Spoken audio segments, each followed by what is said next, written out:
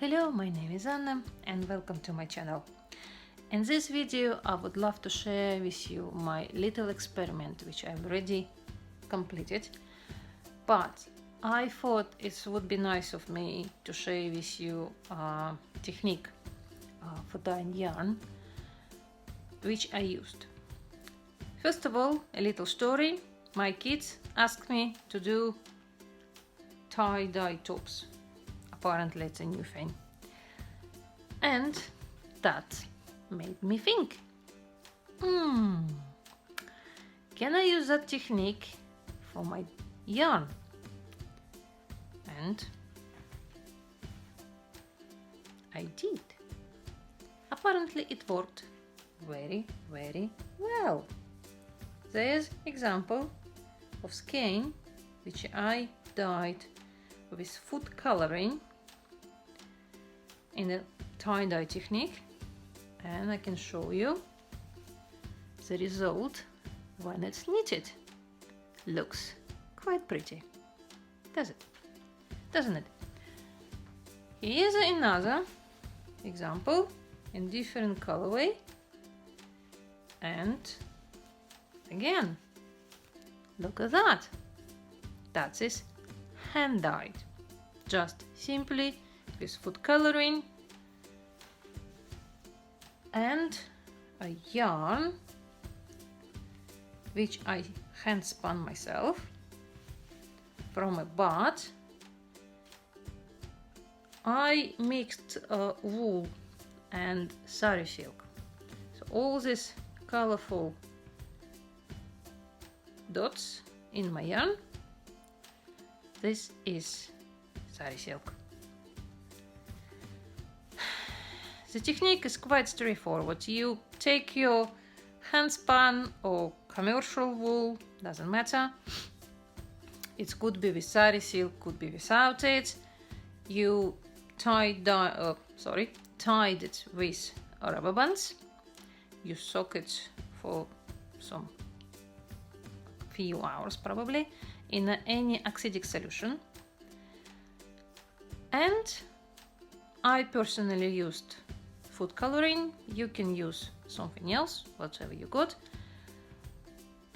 I microwaved mine until the liquid in a container became absolutely clear. Leave it to cool down. Sorry, forgot the word. Leave it to cool down until room temperature. After rinse it, dry it, and ready to use. So let's do it then. Right, the ways how you can tie your yarn with rubber bands actually quite vary. So I'm trying now to put a rubber band on my skein. Sorry, making like a little loops. All depends on how long your skein is. So you might put more loops than me. And I recommend to do this before you soak in your yarn, because in my opinion it's much easier to work with dry skein than with wet one. But I might be wrong, you might think differently.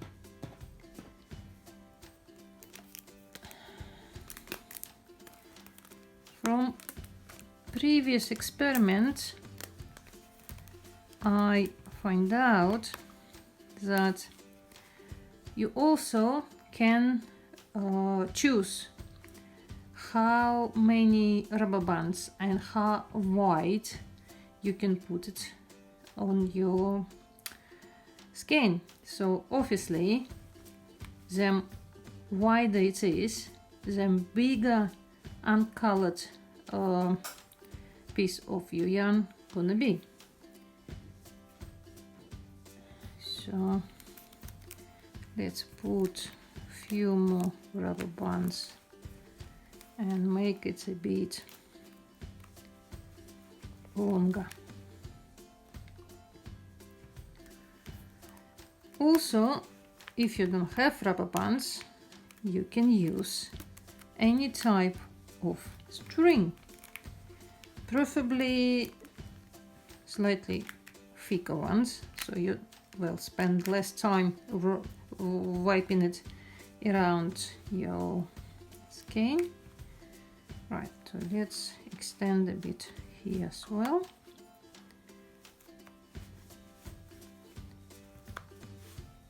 Okay.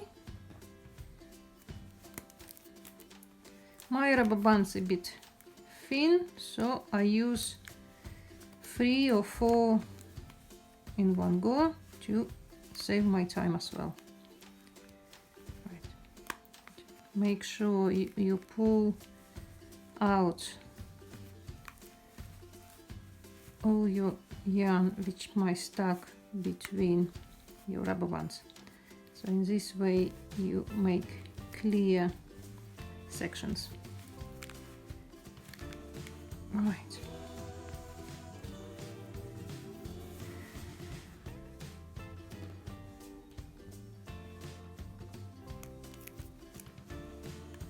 It's actually, I can say it's actually quite good fun, because quite often we might make a mistake about how we dye our yarn.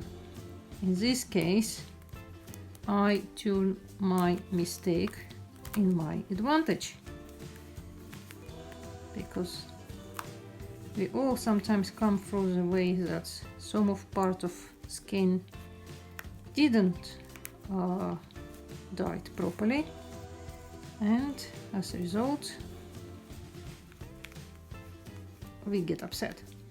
So in this case there is no upsetting moment. So that's my first skein. I tie-dyed it in a triangle shape, and second I possibly just tie my rubber bands just along the length.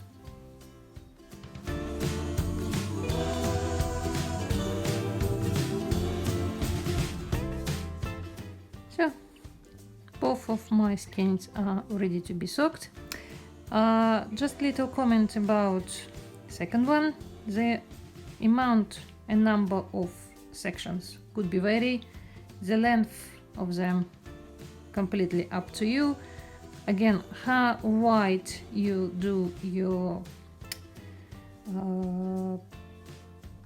bits where you put your rubber, again up to you.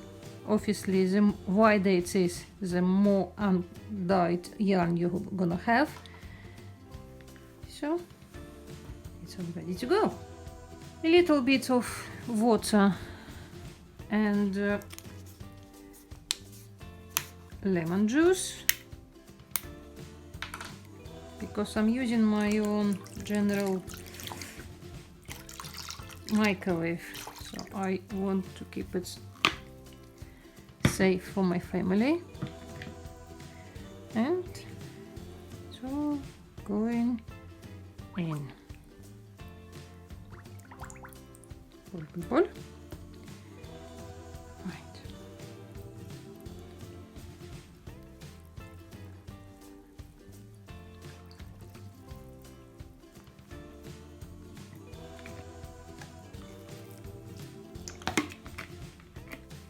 The amount of lemon juice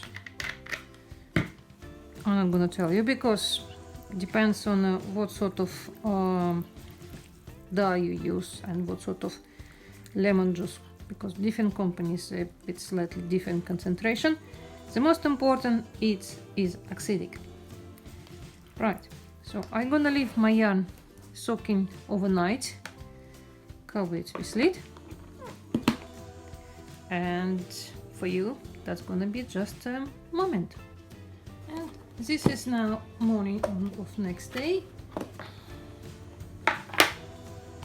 Our our yarn been soaking in the water overnight. So now I just move one skein into second container and pour a bit of water. Okay. Make sure it's all snuggle up nicely. So let's check, have we got everything? Containers with soaked yarn, lids with clapon which release the pressure during the time in microwave, food coloring. This is actually in a form of gel, which I find quite easy to use. I use also plastic fork to distribute dye through the skein, and very important moment, glass of water, because I hardly recommend rinse your fork or whatever you use between different colors so you don't mix them. Let's start with this skein. As I mentioned before, it is hand spun wool with sari silk, and the main color of the sari silk it's yellow and rather pinkish. So from my previous experience, I know if it's actually better if color you use to dye into slightly in a contrast with silk you have in your yarn. If you don't have silk, just don't worry about it then. So let's have a bit of yellow. Okay.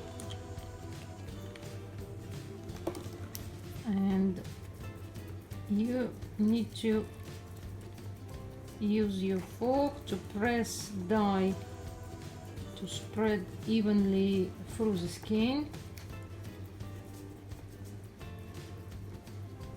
Okay, I think we need a bit more.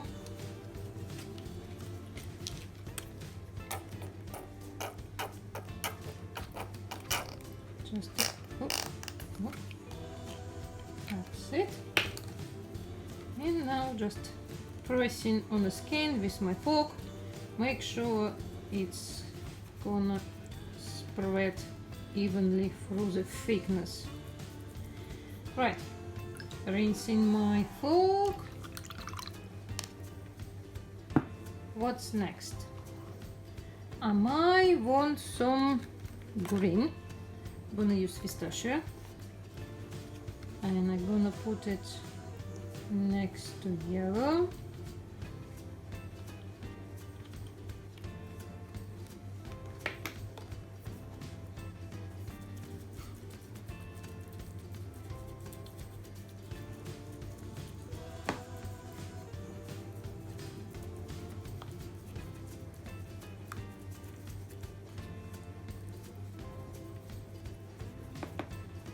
Okay, if it slightly go over, if pistachio goes slightly over the yellow, it's not big deal because it's not gonna get muddy. Right, and again rinsing my fork. Right, how about a bit of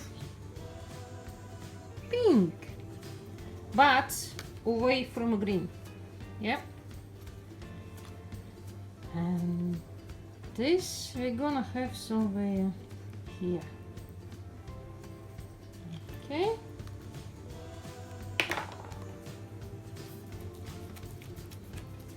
Pressing on the yarn, pushing dye through the skein.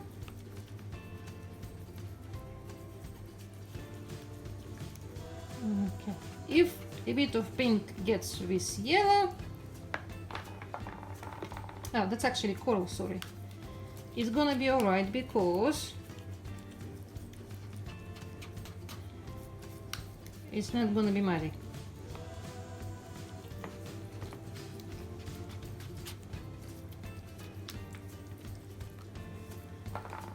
Okay, I think we need a bit of more, slightly more dye. Okay.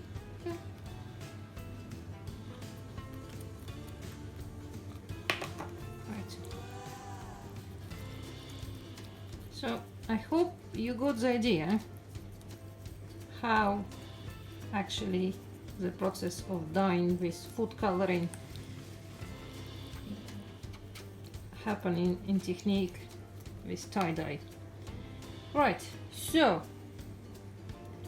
I think we might go for a bit of orange again, away from green. Oh, orange not open. 1 second.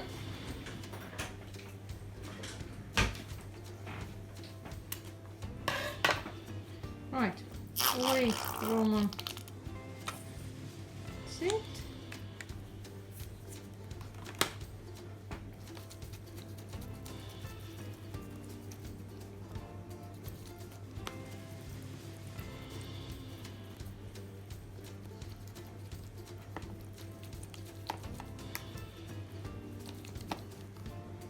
Okay, maybe a bit more.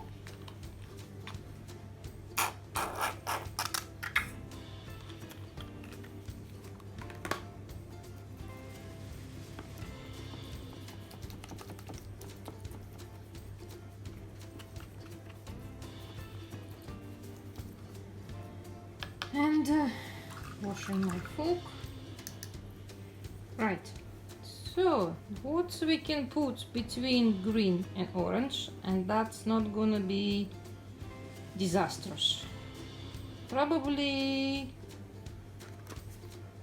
a bit of lime, because it's some sort of yellow.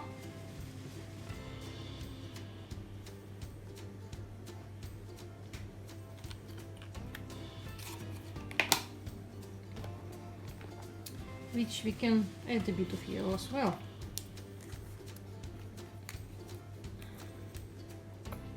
The great thing about food coloring, as long as you know how to mix things, you can mix it, no problem at all, and get your own unique colors.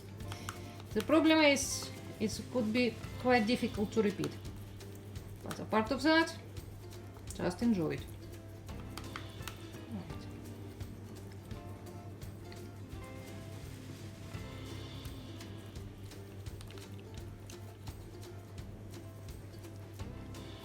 Right, I think we're done with first one. Now I just need to clean it.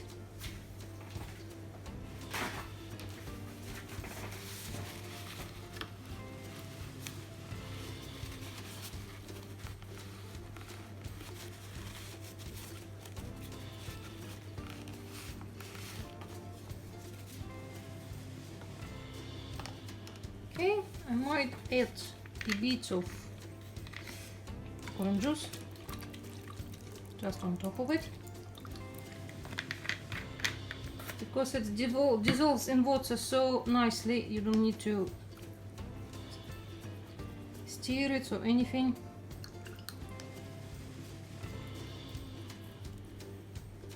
You can do this here like that. Thick.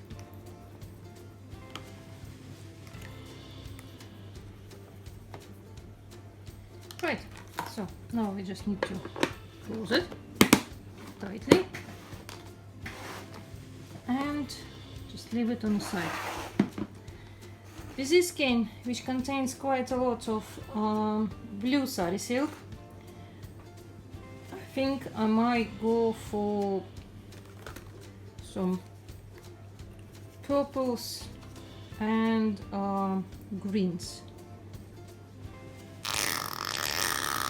Sorry about sound. Okay, just use my fork again to push dye through the skein. Make sure it all goes to the bottom as well. Right.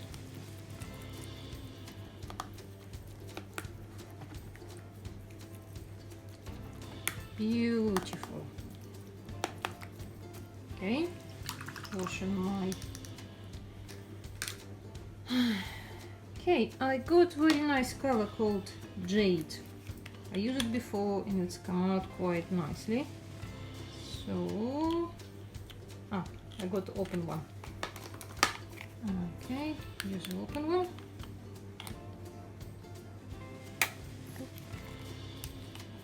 Just squeeze it out a bit.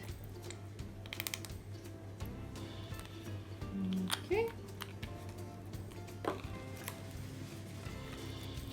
Then I press it through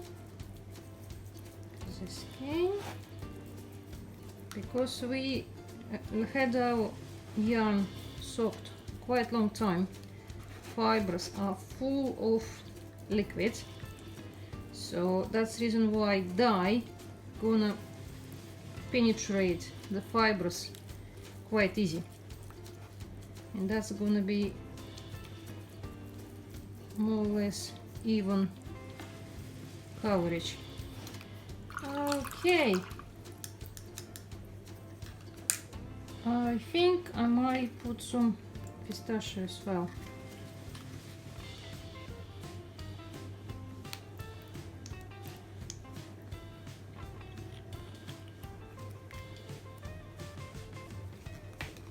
Okay, just move a bit in the middle and again push it in. But at the moment I just apply the dye only on that 3 loops I made with my rubber bands. So I haven't done anything in the middle, but you see colors are mixing in between, which gonna give us quite interesting effect what is in the middle. Right, washing my food, and now I think we can't go without blue, but we're not gonna use blue everywhere. Right.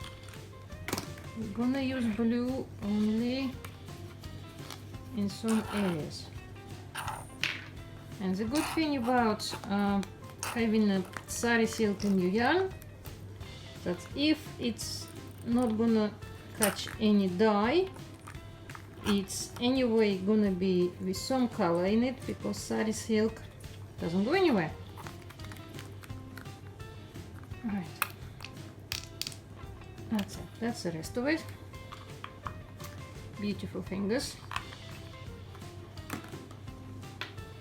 Right, so now we just push it in, push it in, push it in, push it in, push it in. Right, but next to purple, I think we can risk it and put some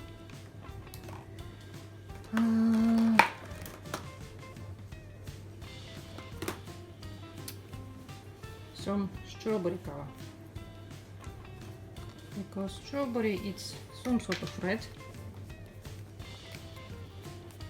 and if it's even mixed with a bit of blue, no harm gonna be done. Okay, rinse my fork and press it in, press it in, press it in.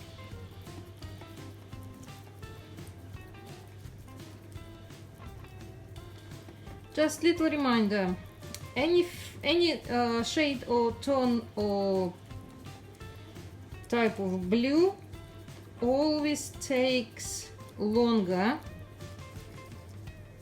to get settled as a dye in the fibers, so have to be prepared for that and be a bit patient. Okay,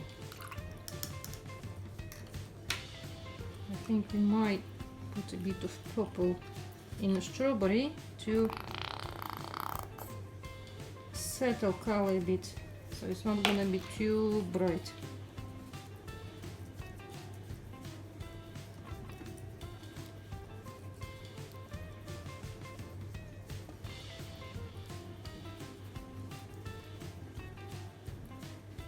Okay, I think now we just need to close it, open our clapper and send it to microwave until the liquid inside becomes absolutely clear. And more than happy now I can show you finished result. That's skein with blue, green and purple, and this one is orange, yellow, pistachio and a bit of coral. All these places without color, that's where we put our rubber bands.